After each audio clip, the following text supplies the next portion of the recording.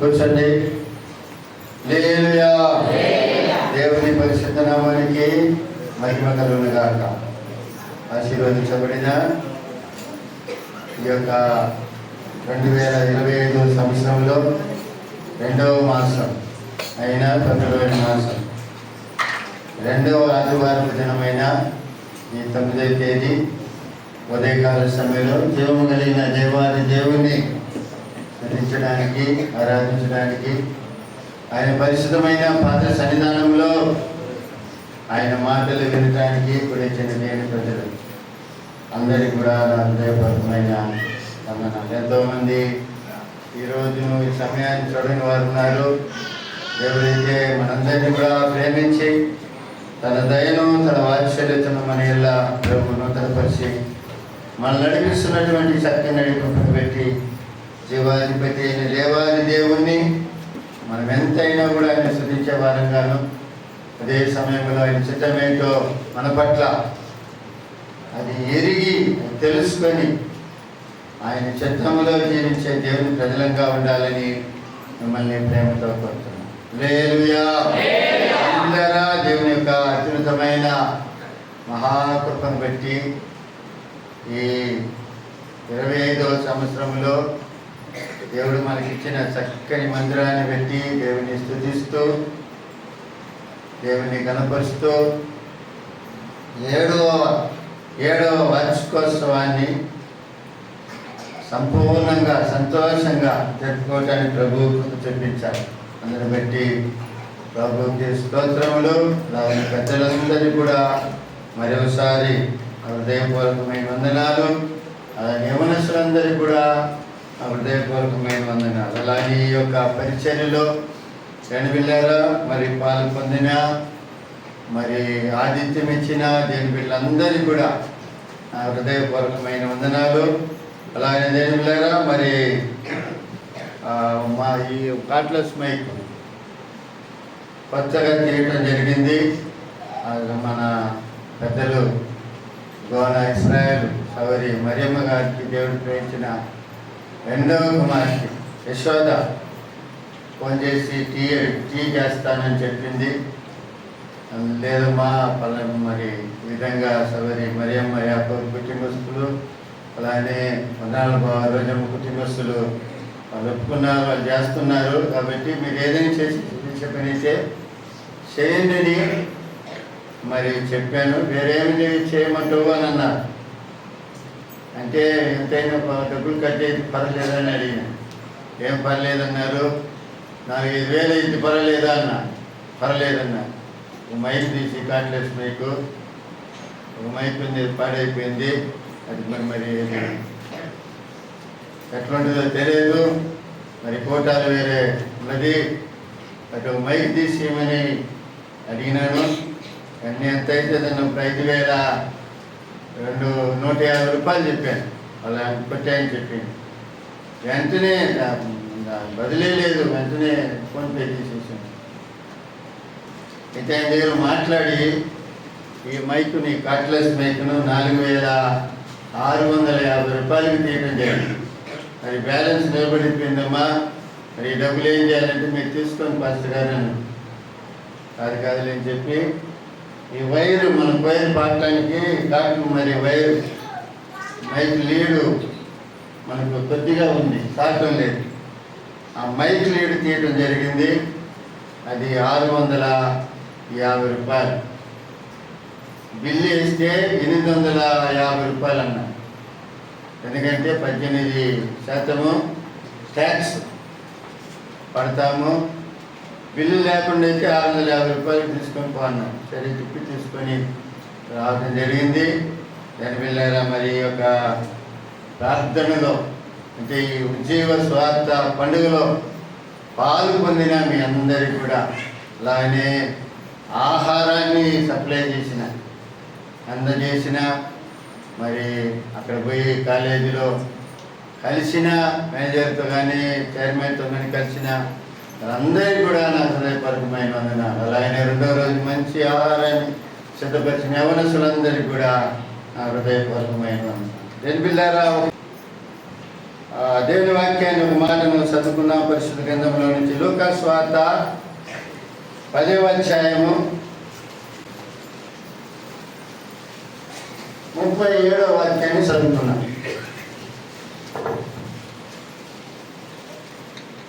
అందుకు యేసు నీవును వెళ్ళి అలాగూ చేయమని అతనితో చెప్పాను.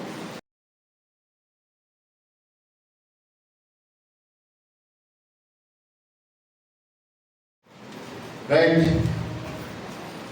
ఆకాశ గగనాలను నిజేనతో కొలచితివి. ఆకాశ గగనాలను నిజేనతో కొలచితివి.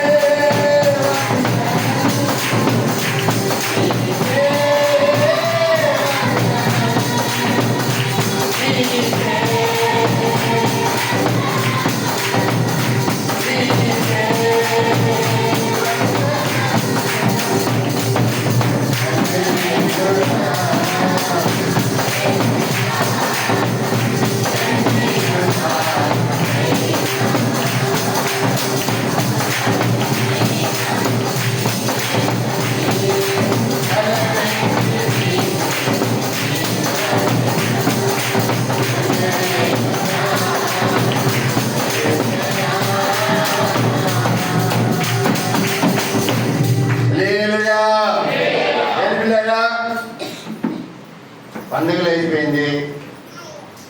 ఇంకొక పండుగ ఉంది. ఏం పండుగ ఇది? గుడ్ ఫ్రైడే పండుగ. దాన్ని కూడా సిద్ధపడండి. ఎవరెవరు ఏమేమి మాట్లాడతారు, ఏ మాట మాట్లాడతారో సిద్ధపడండి. ప్రార్థన చేయండి.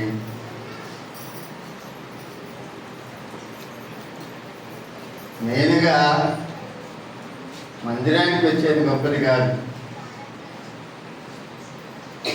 వాక్యం వినేది గొప్పది కాదు. వాక్యం ఎన్ని దాని ప్రకారం జీవించడం గొప్పది. హల్లెలూయా, హల్లెలూయా. దాని ప్రకారము జీవించడం గొప్పది. అప్పుడే దేవుని రాజ్యం, అంటే దేవుని కార్యాలు మన జీవితంలో మనం తప్పనిసరిగా చూస్తాం.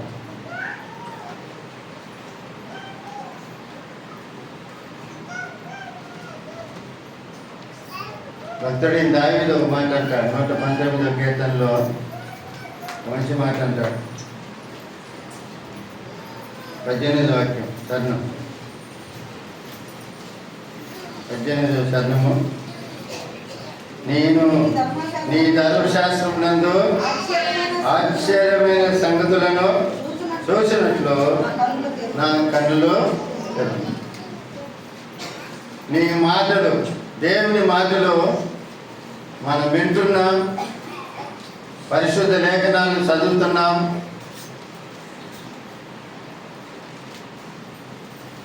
చదువుతున్నంత మాత్రాన దేని వెళ్ళారా అట్టా చదువుకొని పోవటం కాదు. అందులో ఉన్నటువంటి గూఢమైన మనమాలు మనకు అర్థం కావాలి. దాని కొరకు మనం ఏం చేయాలా? ప్రార్థన చేయాలి.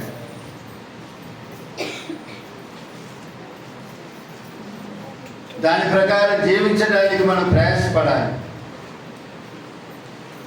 ఒకవేళ చదువు లేదా వాక్యం వింటున్నామా, ఆ వాక్యం విని దాని ప్రకారం జీవించడానికి మనలను మనము అభ్యాసం చేసుకోవాలి. మనల్ని మనము అభ్యాసం చేసుకోవాలి. అప్పుడు దానికి తగిన ప్రతిఫలము, దేవుని ఆశీర్వాదాలు మనకు దొరుకుతాయి. చూడండి, రోమిలు రాసిన పత్రికలో ఒక మాటను చదవండి. 2వ అధ్యాయం 13వ వాక్యం. ధర్మశాస్త్రము వినువారు దేవుని దృష్టికి నీతిమంతులు కారు కానీ ధర్మశాస్త్రమును అనుసరించి ప్రవర్తించువారే నీతిమంతులుగా ఎంచబడతారు.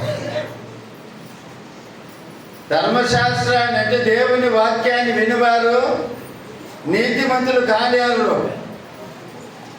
ఆ ధర్మశాస్త్రమును అనుసరించి ఎవరైతే ప్రవర్తిస్తారో వాళ్ళే నీతిమంతులు. ఎవరైతే దేవుని వాక్యం విని ఎవరైతే దాని ప్రకారం నడుచుకుంటారో వారే నీతిమంతులు. వారే దేవుని ప్రజలు. వారే దేవుని ప్రజలుగా పిలువబడతారు.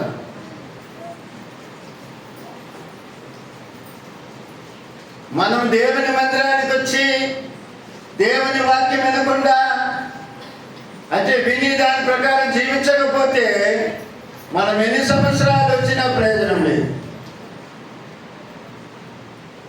బడికెళ్తుండే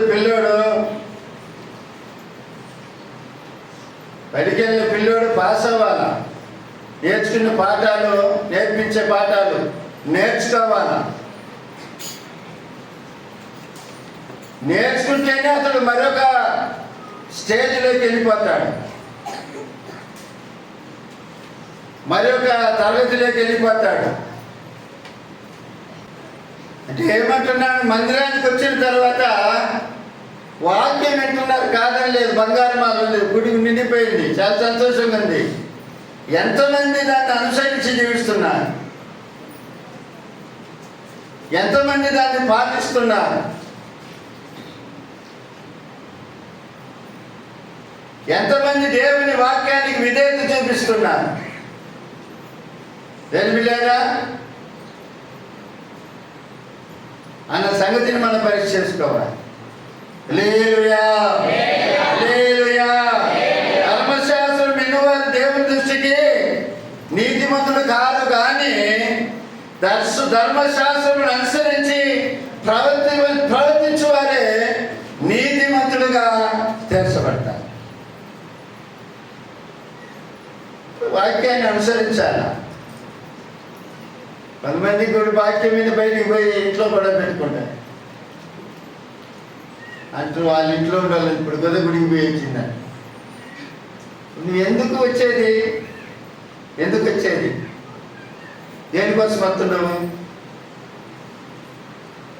ఎందుకు వచ్చేది చెప్పు. మారాలి, నీకు వదిలిచ్చేది. అప్పుడు విన్నప్పుడు నీళ్ళు మార్పు రావాలా.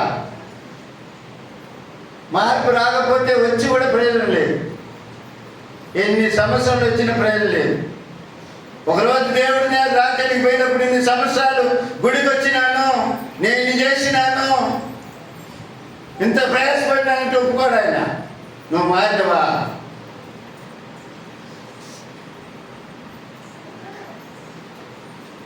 అని అడుగుతాడు. నీళ్ళు విధేయత చూపించినవా అని అడుగుతాడు. హల్లెలూయా, హల్లెలూయా.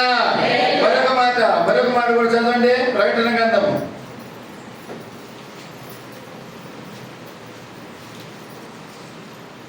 1వ అధ్యాయం 3వ వాక్యం. సమయము సమీపించినది గనుక ఈ ప్రవచన వాక్యములు చదువువాడును వాటిని విని ఇందులో రాయబడిన సంగతులను గైకొని వారును ధన్యులు. సమయం సమీపించింది. అక్రమం విస్తరించిపోయింది. ఎక్కడ పట్టినా అన్యాయమే. ఎక్కడ పట్టినా అన్యాయమే. 2018లో 19లో ఒక 55,000 మా పొదుపు అంటుల్లా.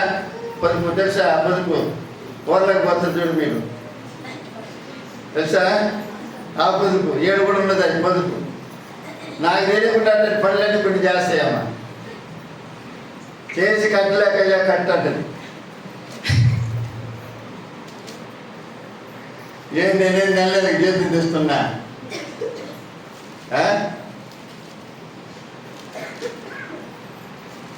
ఎట్నోగడ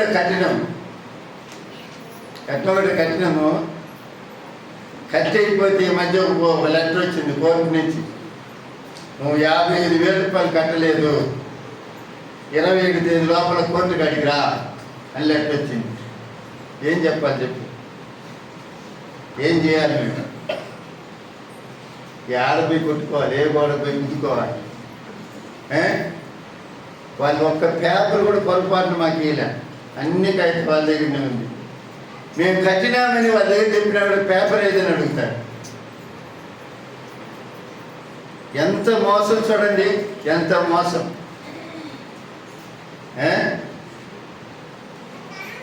ఈ ఒరిస్సాలో కుష్ఠరోగుల మధ్యలో ఒక ఆయన పరిచయం చేశాడు. ఒక ఫ్యామిలీ బయట దేశం నుంచి వచ్చి వాళ్ళ పుండులు ఆ గాయాలని కూడా కడిగి శుభ్రం చేసి మందులేసి కట్టుకట్టే వ్యక్తి, ఒక సోషల్ వర్కర్. ఆయన మిషనరీ పని చేస్తున్నాడు. ఆయన్ను పట్టుకొని ఆయన 2 కొడుకులు పెట్టుకొని జీపులో తగలబెట్టిండు. ఆయనకి కోర్టులో ఏం చేస్తున్నాడు? కోర్టులో అతనికి ఉరి శిక్ష వేసిండు. ప్రపంచం ఎట్ట పోతుందో, ఏ విధంగా పోతుందో, ఎట్లా పోతుందో తెలియటం లేదు. భయంకరమైన జబ్బులు, భయంకరమైన వ్యాధులు. మనం తినే తిండి ప్రతి దాంట్లో కూడా పాల్సింది తెలుసా? చాక్లెట్ చెడిపోవట్లేదు, కారణం ఏంటి? దానికి ఒక మందు. కేకు చెడిపోవట్లేదు, సంవత్సరమైనా కూడా కారణం ఏంటి? దానికి ఒక మందు. ఆ కేకుని birthday happy birthday to you అని కట్ చేస్తుంటాం. అందుకని చాలా మంది అంటే ఇంట్లో చేసుకొని కట్ చేసుకోండి. కొట్లే తీసుకొచ్చుకొని కట్ చేసుకొని ఎందుకు మీ ప్రాణాలని, మీ పిల్లల్ని ప్రాణాలు ఎందుకు పాడు చేసుకుంటారంట. విస్తరించిపోయిన దినాల్లో మనం ఉన్న పాపము. సమయము రాకడ, దేవుని రాకడ సమీపంలో ఉంది. సమయం ఇంకా లేదు అని చెప్పి దేవుని వాక్యము మనకు బోధిస్తుంది. సమయం సమీపించింది కాబట్టి మీరేం చేయాలి? ప్రవచన వాక్యములో చదువువాడును వాటిని విని అందులో రాయబడిన సంగతులు గైకొనేవాడు హల్లెలూయా, హల్లెలూయా, వారి భయంకరమైన దినాల్లో కాపాడబడతారు. దేవుని వాక్యం విని దాని ప్రకారము జీవించే దేవుని ప్రజలు. ఒకవేళ దేవుని చిత్తమై ఒకవేళ ఎత్తబడినట్లయితే దేవుని రాజ్యాన్ని శోధన చేసుకుంటారు. హల్లెలూయా, హల్లెలూయా. కాబట్టి దేవుని ప్రజలైనటువంటి ప్రతి ఒక్కరు కూడా దేవుని సముఖానికి రావటం గొప్పది కాదు. దాని ప్రకారం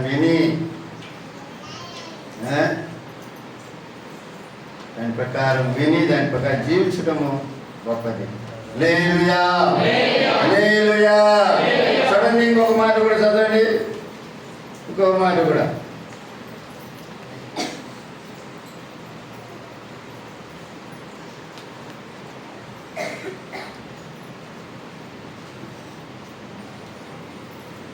సామెతలు 19వ అధ్యాయం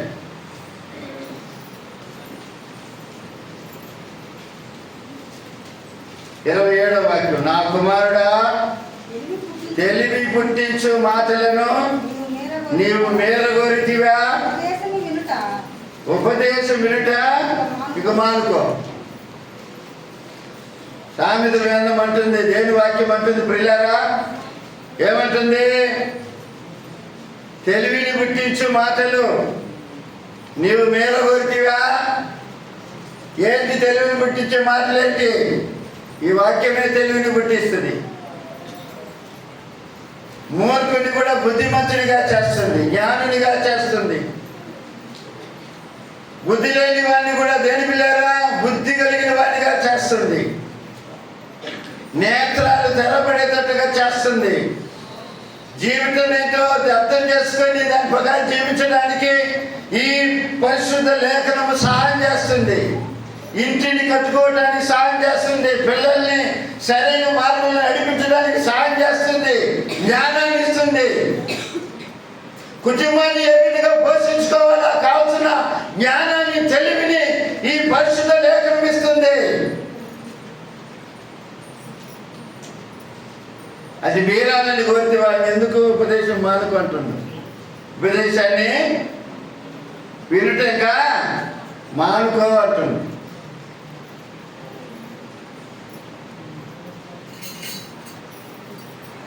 దేవుని ప్రజలైనటువంటి మనము దేవుని పిల్లారా దేవుని సముఖానికి వచ్చేది గొప్పది కాదు. దేవుని సన్నిధానంలో కనపడేది గొప్పది అనే కాదు. వాక్యం విని దాని ప్రకారము జీవించాలి. ఆమేన్. హల్లెలూయా, హల్లెలూయా. ఈ నా మాటలు విని ఉందా లేదా? కొత్తగా ఏమి చెప్తున్నా? ఈ నా మాటలు విని వాటి చొప్పున చేయు ప్రతి ఒక్కరు కూడా ఎలా ఉంటారంట?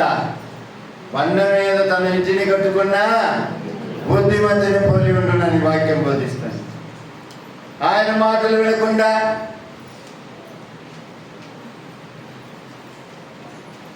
విరుద్ధమైన పని చేయవారు ఇసుక మీద తన ఇంటిని కట్టుకున్నా బుద్ధిహీనుని పోలి ఉన్నారని దేవుని వాక్యం బోధిస్తుంది. కాబట్టి దేవుని మాటలు విన్నప్పుడు దాని ప్రకారం జీవించడానికి మనము మన జీవితాన్ని సమర్పించుకోవాలి. హల్లెలూయా, హల్లెలూయా. అన్ని వేళల యందునా నిన్ను బోధించి కీర్తింతును. అన్ని వేళల యందునా నిన్ను బోధించి కీర్తింతును.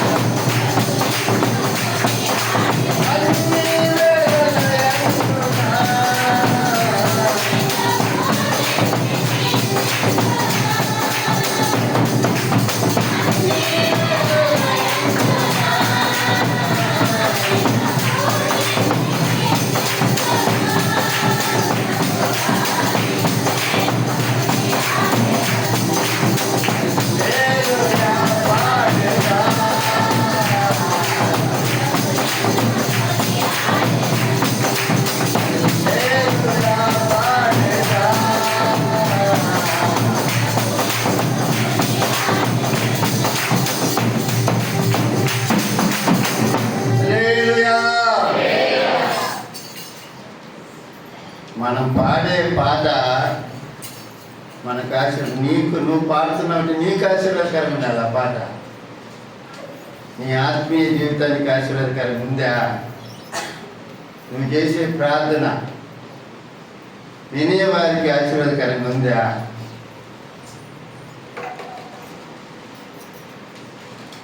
నువ్వు చేసే కార్యాలు చూసేవారికి, నీ దగ్గర ఉండేవారికి ఆశీర్వాదకరంగా ఉందా అనే సంగతిని పనిచేసుకోవాలి. హల్లెలూయా, హల్లెలూయా. ఎవరు చూడలేదని అనుకోవచ్చు. నువ్వు 2 కళ్ళతో లోకమంతా చూస్తే లోకమంతా నిన్ను ఎన్నో కళ్ళతో చూస్తుంటుంది. గుర్తుపెట్టుకో.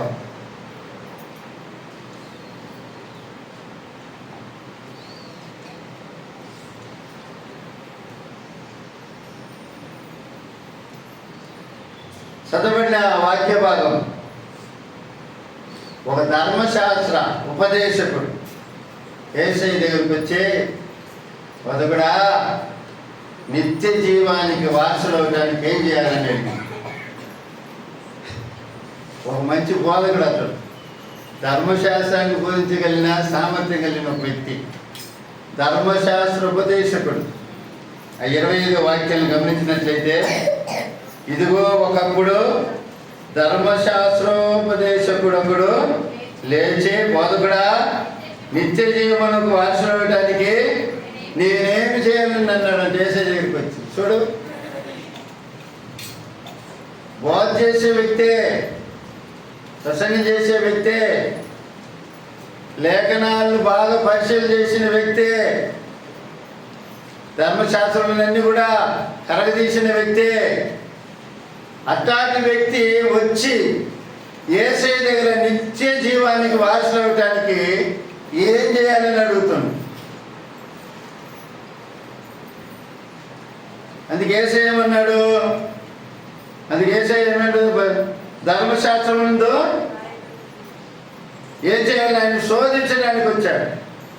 అందుకే ఆయన ధర్మశాస్త్రం అందు ఏమి రాయబడి ఉన్నది, నీవేమి చదువుతున్నావని అతన్ని అడుగుగా, 21 అతడు, నీ దేవుడని యెహోవాను నీ పూర్ణ హృదయంతోను, నీ పూర్ణ మనసుతోను, నీ పూర్ణ శక్తితోను, నీ పూర్ణ వివేకంతోను ప్రేమింపవలనియు, నిన్ను వల్ల నీ పొరుగు అని ప్రేమింపవలనియు రాయబడి ఉన్నదని చెప్పాను. ఎవరు? ఆ మనిషి అంటుండు. ఏం చేయాలంటే ధర్మశాస్త్రంలో ఏం రాయబడిందని ప్రభు అడుగుతున్నాడు. ప్రభుకి జవాబు ఏమిస్తున్నాడు? ఈ మాట చెప్తుండే, ఏమని? నిన్ను వల్ల నీ దేవుడని యెహోవాను, ప్రభువును నీ పూర్ణ హృదయముతో, నీ పూర్ణ మనసుతో, పూర్ణ శక్తితో, పూర్ణ వివేకముతో ప్రేమింపవలని అని అదొక ఆజ్ఞ. నిన్ను వల్ల నీ పొరుగు అని ప్రేమింపవలని రాయబడినని చెప్పినాడు. అందుకే అనేమన్నాడు?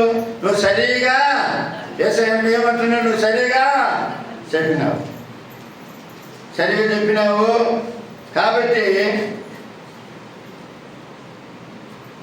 సరిగా ఉత్తరం ఇచ్చింది, వెళ్ళాగు అలాగనే పోయి చెయ్యి, అప్పుడు జీవించదు అని అతనితో చెప్పినాడు. నువ్వు ఆ విధంగా చెయ్యి. ఏమని? పూర్ణాత్మతో, పూర్ణ బలముతో, పూర్ణ శక్తితో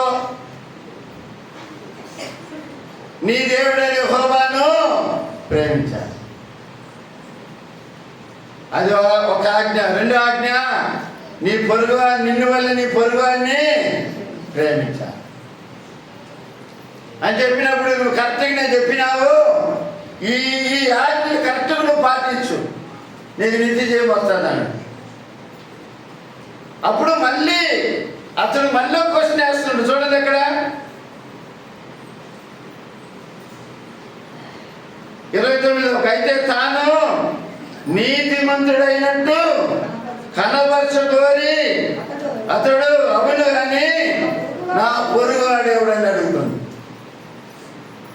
అవును నిజమే, నా పొరుగువాడు ఎవరు? నా పొరుగువాడు ఎవరు? పక్కన కూర్చుండోళ్ళ, నీ ఇంటి పక్కన ఉండేవాళ్ళ, నా ఇంటి పక్కన ఉండేవాళ్ళ, లేకపోతే నా పక్కన కూర్చున్న వ్యక్తి అని అడిగినప్పుడు దానికి ఒక కథ చెప్తుండే యేసయ్య. దానికి ఒక కథ చెప్తున్నాడు. ఏమని చెప్తుండో, ఒక మనిషి యెరూషలేము నుండి యెరికోకు దిగి పోతుండు. పోయే మార్గంలో దొంగల చేత పట్టబడి కొన ప్రాణంతో విడవబడ్డాడు. ఆ దారిలో ఫస్ట్లో యాజకుడు పోతున్నాడు, పట్టించుకోలేదు. తర్వాత లేవీయుడు ఒకడు పోతున్నాడు, కరెక్టే కదా, లేవీయుడు ఒకడు పోతున్నాడు, అతడు కూడా పట్టించుకోలేదు. దాని తర్వాత సమారీయుడు ఒకడు పోతున్నాడు. అతడు చూచి అతని దగ్గరికి పోయి అతని గాయాలు కట్టి అతని తన వాహనం మీద ఎక్కించుకొని, ఆ కాలంలో ఏముండదు, వాహనం లేవు, గాడిద బట్టి ఒకటి గాడిద లేకపోతే గుర్రం, వాటి మీద ఎక్కించుకొని ఒక సత్రానికి తీసుకొని పోయి 2 నాణాలు 2 కాసులు ఇచ్చి, ఇదిగో ఇతన్ని పరామర్శించు, ఇతన్ని చూసుకో, నేను పోతున్నాను, పెంచొచ్చిన తర్వాత నువ్వు ఇంకా ఎక్కువ 2 నాణ్యాల కంటే ఎక్కువ ఏమైనా ఖర్చు పెట్టుంటే దాన్ని ఖరీదు నేను ఇస్తానన్నాడు అని చెప్పినాడు. కాబట్టి నువ్వు ఆ విధంగా చేయమని చెప్పి ఈ 37వ వాక్యములో యేసయ్య చెప్పినట్లుగా మనం చూస్తున్నాం. హల్లెలూయా, హల్లెలూయా. అప్పుడు దేవుని ప్రజలమైన మనము నిత్య జీవాన్ని పొందడానికి ఏం చేయాలా? పూర్ణాత్మతో, పూర్ణ బలముతో, పూర్ణ శక్తితో ఆ దేవుడైన యేసయ్యను మనము ప్రేమించడము అవసరం. హల్లెలూయా, హల్లెలూయా. యేసయ్యను సరిగా అర్థం చేసుకున్నాడు, యేసయ్యను రుచి చూసి తెలుసుకున్న వాళ్ళు వాళ్ళ జీవితంలో ఆయన అనుభవిస్తూ ఉంటారు, వాళ్ళ జీవితంలో వాళ్ళు దాన్ని ప్రేమిస్తూ ఉంటారు. మనసారా ఆయన వైపు చూసేవారుగా ఉంటారు, మనసారా ఆయన సన్నిధానంలో కనబడి ఆయన ప్రేమించి ఆయన మాటలు విని దాని ప్రకారం జీవించడానికి వాళ్ళు ప్రయాసపడతారు. రెండవదిగా దేని పిల్లారా, పొరుగు వారిని ప్రేమించేవారుగా ఉంటారు. నిన్ను వల్ల నీ పొరుగు వారిని అంటే అర్థమేంటి? నిన్ను వల్లే నీ పొరుగు వారిని ప్రేమించమంటే అర్థమేంటి చెప్పండి?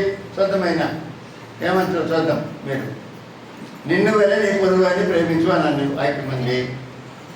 అది ఎట్లా ప్రేమ? ఏ ప్రేమతో ప్రేమించాలి అండి? నన్ను నేను ఏ విధంగా ప్రేమించుకుంటున్నాను? ప్రతి మనిషికి ఆ మనిషి అంటే ప్రేమ ఎక్కువ. అందుకని మంచి గొడవలు తీసుకుంటాం కదా, మంచి సోపు వాడతాం, మంచి పళ్ళు రుద్దుకోవడానికి మంచి పేస్ట్ వాడతాం, మంచి బ్రష్ వాడతాం. ఎంతేండి మంచి జిమికీలు తీసుకుంటాం. ఇంకా జిమికీలు తీసుకుంటే బాగుంటుంది, మొక్క కొంచెం అందంగా ఉంటుంది. ముక్కు పట్టి వేసుకుంటే ముక్కు రాటి ఎలక్కుంటుంది, చూడటానికి కాగా ఉంటుంది. రెప్పలు కొంచెం మసి పూసుకుంటే, కింద పూసుకుంటే, పైన పూసుకుంటే, రెప్పల కింద ఎర్రగా పూసుకుంటే ఇంకొక రాటి కాంచుకుంటాము. ఎందుకు పూసుకుంటున్నావు? ఎందుకు చేస్తున్నావు? ఇవన్నీ కూడా నిన్ను నువ్వు ప్రేమిస్తున్నావు కాబట్టి, నువ్వన్నీ కూడా చేయగలుగుతున్నావు. నీ కొరకు ఎంత డబ్బైనా కూడా నువ్వు ఖర్చు పెట్టుకోగలుగుతున్నావు. నీ కొరకు ఎంత ఖరీదైన వస్త్రము తీసుకోగలుగుతున్నావు. కారణం ఏంటి? నిన్ను నువ్వు ప్రేమిస్తున్నావు కాబట్టి. ఆ ప్రేమే నీ పొరుగువారికి చూపించమంటుంది వాక్యం. హల్లెలూయా, హల్లెలూయా, హల్లెలూయా. ఈ పక్కనుండోళ్ళు కాదు, ఇంకా పొరుగువాళ్ళు అంటే ఎవరు? ఎవరైతే అవసరతలో ఉన్నారో వారి అవసరతలను తీర్చేవాడు పొరుగువాడు. హల్లెలూయా, హల్లెలూయా. కొంతమంది ఆర్థిక పరమైన ఇబ్బందులతో బాధపడుతూ ఉంటారు. పక్కోడిగా సంఘం తెలుసు, వాళ్ళ దగ్గర ఉంది, సహాయం చేయగలిగిన స్థానం వాళ్ళకు ఉన్నప్పుడు కూడా వాళ్ళు చేయరు. మళ్ళీ గుడికి పోయేవాళ్ళే, మళ్ళీ బావి పెట్టుకొని చాట్ పెట్టుకొని పోయేవాళ్ళే.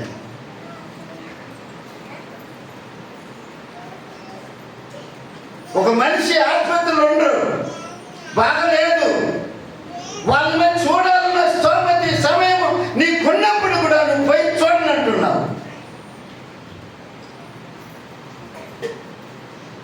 కారణం ఏంటి? ఏం లేదు, నిన్ను నువ్వు ప్రేమించుకున్నట్లుగా నీ పొరుగుని నువ్వు ప్రేమించడం.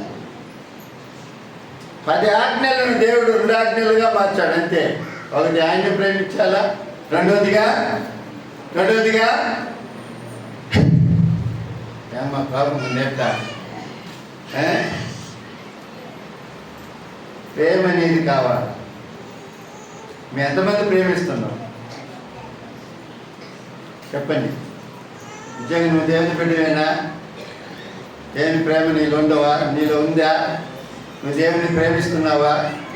ప్రేమిస్తే నువ్వు నీ పరుగు వ్యక్తిని కూడా నువ్వేం చేస్తావు? ప్రేమిస్తావు. ఈ మనిషి ఎదుకో నుంచి కిందికి దిగజారిపోయే కిందికి పోతున్నప్పుడు 2 కార్యాలను పోగొట్టుకున్నాడు. ఏం పోగొట్టుకున్నావు? ఒకటి సమాధానాన్ని పోగొట్టుకున్నాడు. యెరూషలేము అంటే అర్థమైంది, షాలేం అంటే సమాధానం అర్థం. హల్లెలూయా, హల్లెలూయా. రెండవదిగా మందిరాన్ని పోగొట్టుకున్నాడు. దిగజారి ఎదుకోకపోతున్నాడు శాపగ్రస్తమైన స్థలానికి. మందిరాన్ని పోగొట్టుకున్నాడు. అందువల్ల అపవాది అతన్ని ముట్టడానికి అధికారం పొందాడు. హల్లెలూయా, హల్లెలూయా. కాబట్టి దేవుని బిడ్డలారా, దేవుని ప్రజలమైన మనము ఎలా ఉండాలి అన్న సంగతి మనం గుర్తించాలి. ఈ వ్యక్తి సమాజాన్ని గురించి మరొకసారి ఒక మాటను వేపిస్తాను. ఒక మనిషి ఎక్కడికి ప్రయాణం చేస్తున్నాడంటే యెరూషలేము నుండి యెరికో ప్రయాణం చేస్తున్నాడు. ఈ మధ్యాహ్న కాల సమయంలో దేవుని సభలో కనపడుతున్న దేవుని బిడ్డలారా, నా ప్రియమైన సభ్యులారా, నీ ప్రయాణం ఎక్కడికి? యెరికోకు పోతుండవా లేకపోతే యెరూషలేముకు పోతుండవా? నీ ప్రయాణము ఎటువంటి ప్రయాణం? పరలోక రాజ్యమా, నరకానికా? ఏంది? ఆలోచన చేయి. ఎంతవరకు నీ ప్రయాణం? ఒక పాట కూడా ఉంది, ఓ మానవుడా ఎక్కడికి నీ ప్రయాణము, ఎంత కానీ ప్రయాసము. తర్వాత అందక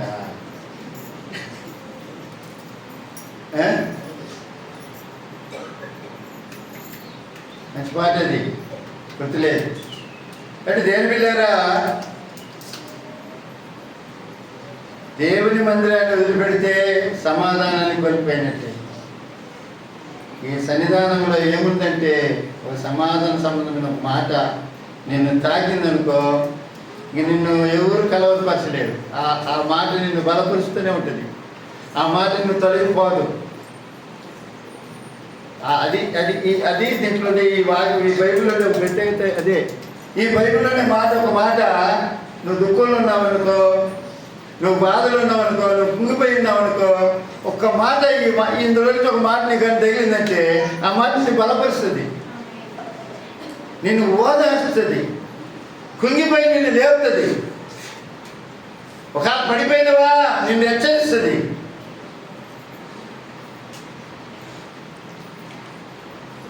నీకు ఆటోమేటిక్గా నీకు పొరపాటు నీ ఆత్మ జరుగుతుంది కాబట్టి అది నీ కాళ్ళు చేతులు వణుకుడు, నీ నాలుగు కూడా పదవులు కూడా వణికేతోటి చేస్తుంది.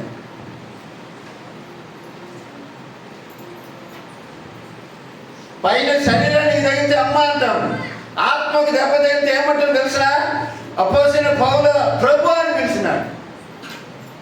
ఆ తమస్కు మార్గాన్ని పోయి ఆ క్రైస్తవులను బాధపెట్టడానికి పోతే దేవుడు ఎదురుపడినాడు, గుర్రం మీద నుంచి కింద పడినాడు. కింద పడిన వ్యక్తిని దేవుడు దర్శించినప్పుడు ఏమని పిలిచాడంటే ఆ ప్రభు అని పిలిచినాడు. ఆ స్వరం, ఆ మాట ఎవరికి? పౌలు యొక్క శరీరానికి తగిలి, ఆత్మకు తగిలింది.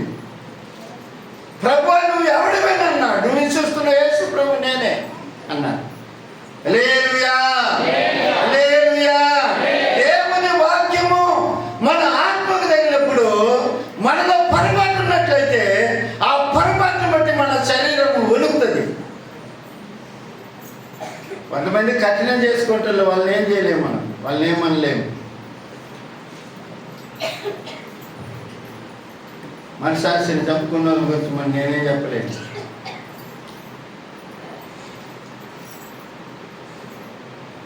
కాబట్టి దేని పిల్లారా, ఈ ఎరుకో నుంచి యెరూషలేము నుంచి ఎరుకోకు ప్రయాణం అవుతున్నాం. మనం కూడా మన ప్రయాణాలు ఏ విధంగా ఉంది అన్న సంగతిని పరీక్ష చేసుకున్నాం. వాక్యం వింటున్నాం, ఎంతవరకు దాన్ని అలవాటు చేసుకొని దాని ప్రకారం జీవిస్తున్నాం అనే సంగతిని పరీక్షిస్తున్నాం. రేపు దినం మంది కాదు, రేపు ఏం సంభవిస్తుందో మనకు తెలియదు. ఏంటి కాబట్టి భయంకరమైన దినాల్లో ఉన్నాం. ఈ మాటల్ని ఈ ప్రవచన వాక్యములు చదివి విని వాటిని గైకునేవాడు దండుడని వాక్యం బోధిస్తుంది. ధర్మశాస్త్రంలో రాయబడిన మాటలు వినిన వారు ధన్యవింతిమంతులు కాదు, కానీ వాటి ప్రకారం జీవించే వారు నీతిమంతులనే వాక్యం బోధిస్తుంది.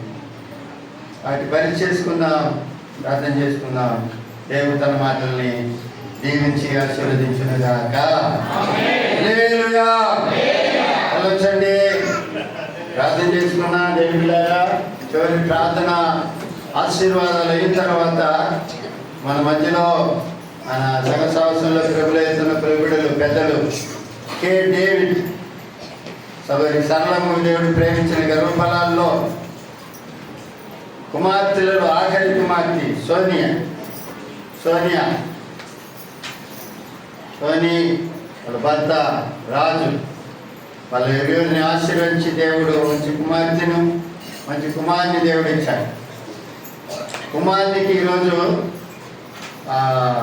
అన్నప్రసన్న కార్యక్రమం ఈరోజు సాయంత్రం జరుగుతుంది.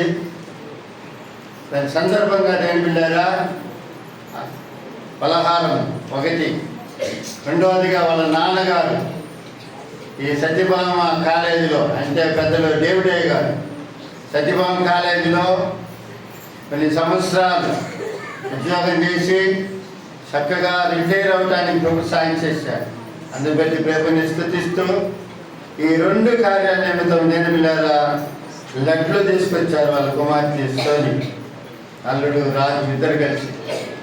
కాబట్టి ప్రార్థన ఆశీర్వాదం అయిన తర్వాత ఆ పడవ నుంచి వచ్చిన దేవుని బిడ్డలు సవరి శాంతి పాట పాటలుగా పలహారాలు మనకు పంచుతారు. అందరూ ప్రార్థనలు ఉందా, పెద్దలు దేవ సహాయం ప్రార్థన చేస్తారు. అందరూ కూడా తనలో మంచి ప్రార్థనలో ఉన్నారు.